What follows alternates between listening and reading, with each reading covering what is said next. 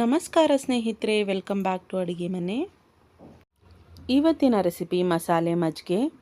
ಈ ಸುಡೋ ಬಿಸಿಲಲ್ಲಿ ತಂಪಾದ ಮಸಾಲೆ ಮಜ್ಜಿಗೆನ ಕುಡಿತಾ ಇದ್ದರೆ ದೇಹಕ್ಕೆ ತಂಪಾಗಿರುತ್ತೆ.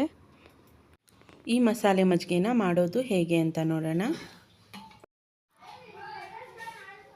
ಈಗ ಇಲ್ಲಿ ಒಂದು ಪಾತ್ರೆಯಲ್ಲಿ ಗಟ್ಟಿ ಮೊಸರನ್ನ ಹಾಕ್ಕೊಂಡಿದ್ದೀನಿ. ನಾನಿಲ್ಲಿ ಒಂದು ಅರ್ಧ ಲೀಟ್ರ್ ಆಗೋಷ್ಟು ಮೊಸರನ್ನ ಹಾಕ್ಕೊಂಡಿದ್ದೀನಿ.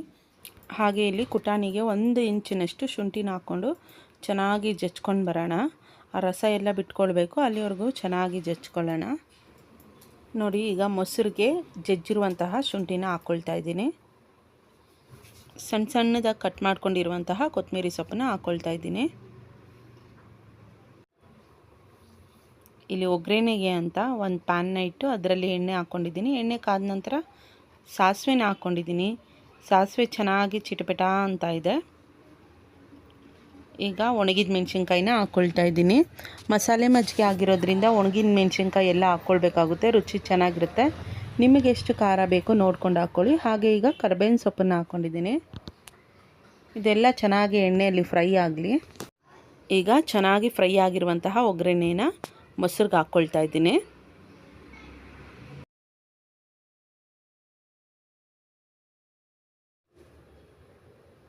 ಈಗ ರುಚಿಗೆ ತಕ್ಕಷ್ಟು ಉಪ್ಪನ್ನು ಹಾಕ್ಕೊಳ್ಳೋಣ.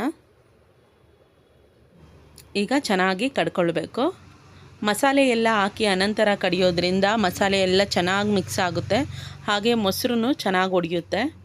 ನೋಡಿ, ಚೆನ್ನಾಗಿ ಕಡ್ದಿದ್ದಾಗಿದೆ. ಹಾಗೆ ಮೊಸರೆಲ್ಲ ಚೆನ್ನಾಗಿ ಒಡ್ಕೊಂಡಿದೆ. ಈ ಟೈಮಲ್ಲಿ ನಾವು ನೀರನ್ನ ಸೇರಿಸ್ಕೊಳ್ಬೇಕು.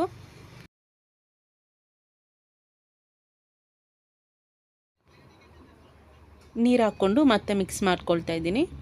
ಈಗ ಚೆನ್ನಾಗಿ ಇನ್ನೊಂದು ಸತಿ ಮಿಕ್ಸ್ ಮಾಡ್ಕೊಂಬಿಟ್ರೆ ಮಸಾಲೆ ಮಜ್ಜಿಗೆ ರೆಡಿ ಆಗುತ್ತೆ.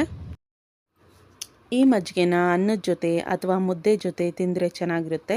ಮುದ್ದೆ ಚೆನ್ನಾಗಿ ಕಲಿಸ್ಕೊಂಡು ಕುಡಿದ್ಬಿಟ್ರೆ ಅಂತೂ ಸೂಪರಾಗಿರುತ್ತೆ, ರುಚಿಯೋ ರುಚಿ. ಈ ಒಂದು ಮಸಾಲೆ ಮಜ್ಜಿಗೆನ ನೀವು ಸಹ ಟ್ರೈ ಮಾಡಿ, ಹೇಗಿತ್ತು ಅಂತ ಕಮೆಂಟಲ್ಲಿ ತಿಳಿಸಿ.